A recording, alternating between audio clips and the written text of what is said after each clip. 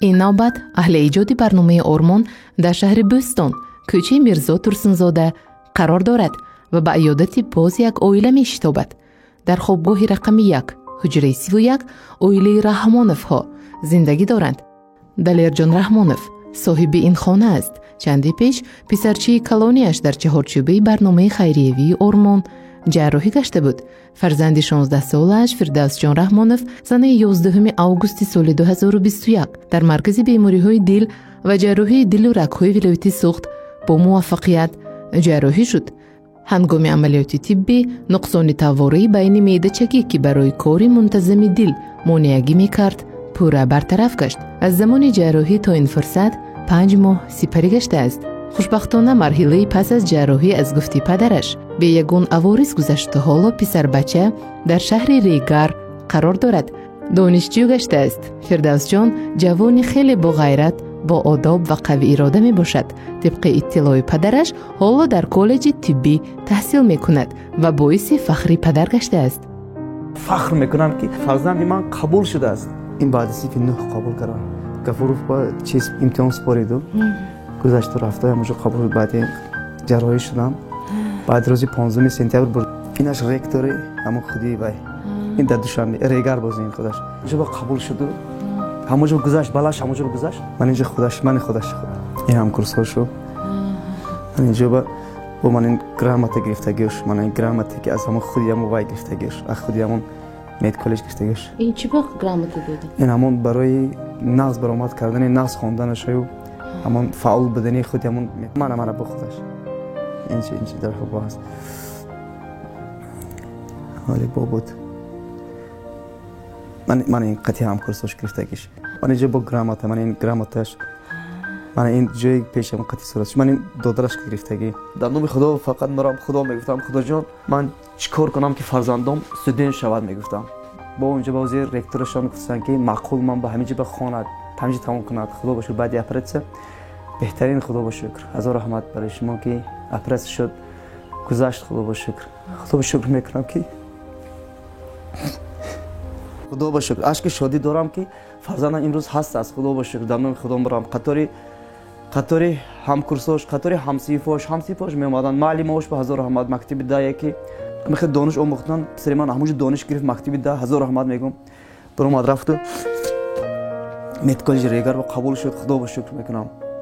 دانش خودش که مرکزی ملی تحصیل گذشت شب ساعت 12 شب بود. سرم خرسند خست هم بچه جان برای چی خستی گفتم خورا بخیر نه پدر جان من گذشتم گفت چی گذشت قبول شدم گفت روخان اومد گفت پدر جان ریگر بگفت باور کنید همون شب گیره کردم که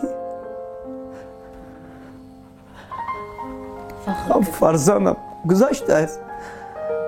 باید اکوی بلند برو آمدیم دیگه اکوی بلند فرو آمدیم. خدا به شکر میکنم. دلیر جان رحمانوف زاده ناحیه عینی می باشد. خود آموزگار است. در مکتب شهر بوستان معلم فنی تربیت جسمانی می باشد. نقل می کند که فرزندش فردوس جان همیشه در ورزش جسمانی بود. حتی در بازی فوتبال پسرش موفق گشته صاحب یک چند مدال گشته است. از این لحاظ هنگام شنیدن خبر آید بیماری دل فرزندش چند مدت در حالت حیران و ناگوار قرار داشت. اشتراک میکرد فوتبال بازی میکرد. انا جای یکم جای دوم دو تا جای دوم یک تا جای سوم رفته و هم بابای شانه ترینرشون بودن فوتبال با همه رفته طرف همین اسپورت کالج اسپورت شکل رفته و این دلش کسل ممکن بود می ها این پیش از ما اپراتس نمیدونستم که خیلی دیگه شهر رفتم اونجا به اشتراک میکرد. اشتراک کرده و پدرجان اومدم جای سوم گرفتیم خفا بود. من گفتم خب بچه‌مش گپ نه جای سومم جاست جای دومم جا من جای یکم گرفتم گفت یک تا جای یکم گرفتم گفته و خرسندی وای میکردم دلش میبراشم که زیغ نشود میگفتم. ما خبردار نبودیم این چیزا ما خبردار نبودیم. بچه‌م گفتم خیلی نرا وقتی تو ممکن نیست بهتر فهمیدم که کسی دل دوشه بچه‌م نرا خیلی پدرشون یک رفته بازی کنم امروز آخر هفته بازی میکنم بعد دیگه نمیرم میگفت. رفته و بازی میکرد مدالای میورد پدرجان مدال آوردم میگفت فقط یه روز مکتب بودم که اومد دو گفت میشم درد میکنه سوزد گفت روماتیسم پاروزو دیگه بفکرم ده من زانوم درد میکند میگفت این پایانی وای نشون میداد درد میکند میگفت میشم میسوزد میگفت گرفته بالانسه برده عبدالله گفتم که معلم جان گفت این پاروکسیرس دارد بردم حتما جراحی کنید تو. ما گفتم مایلش میریم جراحی میکنیم. با گفتم بردیم نگاه رو گفتم که معلم جان جراحی کردن حتما است نه. دوشنبه بردیم دوشنبه من گفتم باور کنید باوری نداشتم. خودم گم کردم امروز دهخان گفتن که معلم جان 26000 تومان اپراتسیون میکنیم. من گفتم دکتر جان من ندارم این چیزا، من یک عادی معلم باشم 700 800 تومان اویلینگ میگیرم.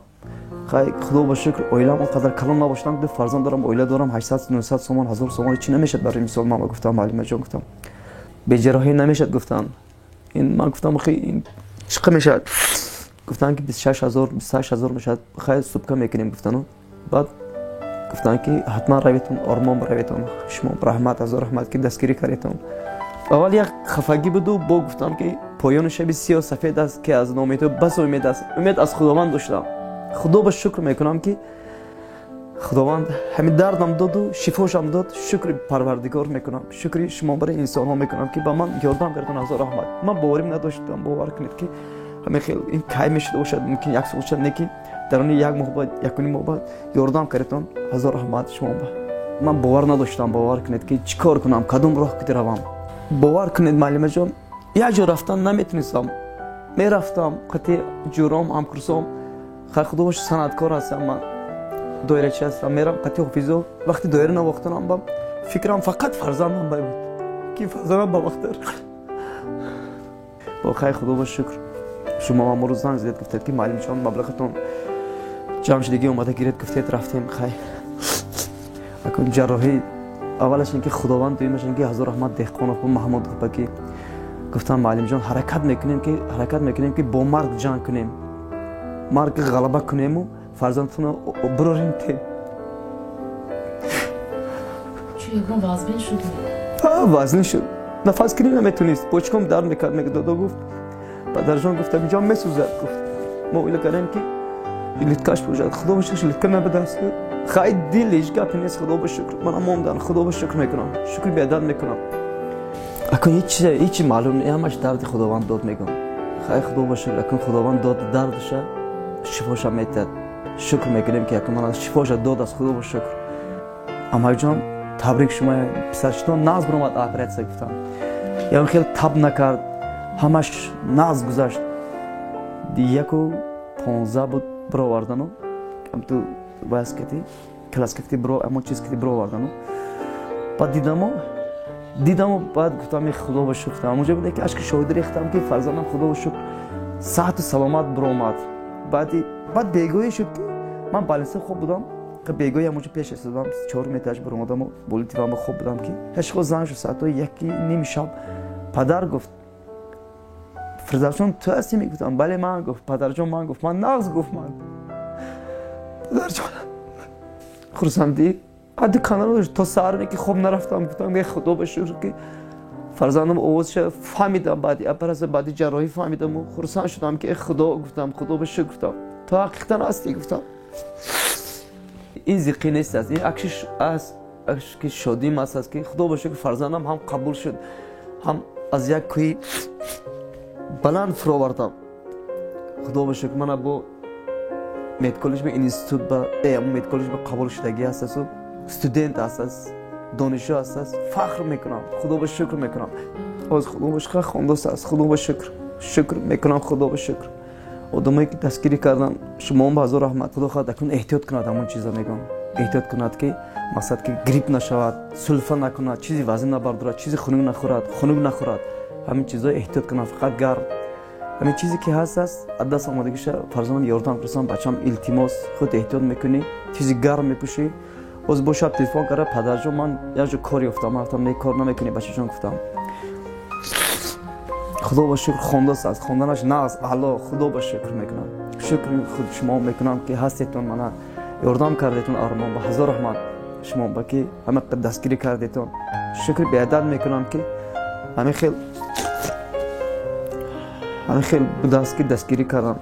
رئیس شهرام با حضور رحمت که دستگیری کردم، بسیار کردن یاردم کردن. من خانه دادن، یه خانه که خوب هم باشم که اطراف مکتبم. نام شما می انتخاب کنید؟ نه نامی من بر اوردر کار گرفتم. من زاده عینی قشلاقی شود که بالا من زفرآباد کلان شدگیم.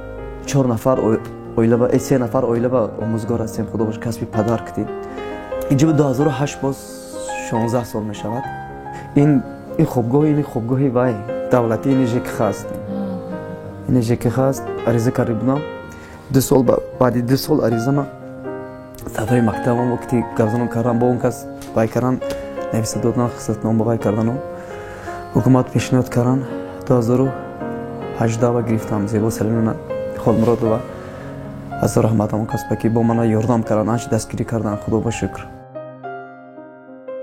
امروز دلیرجان رحمانوف در حق طبیبان و مردمی سخاوت پیشه دستی دعا می‌بردارد. باعث خرسندی است که امروز پس از گذشت جراحی وزن دل سلامتی فرزندش به زودی برقرار گشت و حالا جوان راه تحصیل را پیشه کرده است. پدرش در آینده از دکتر شدن پسرش آرزو میکند. دعا میکنیم که این آرزوی نیکی پدر نیز عملی شونده است و مستجاب خواهد شد.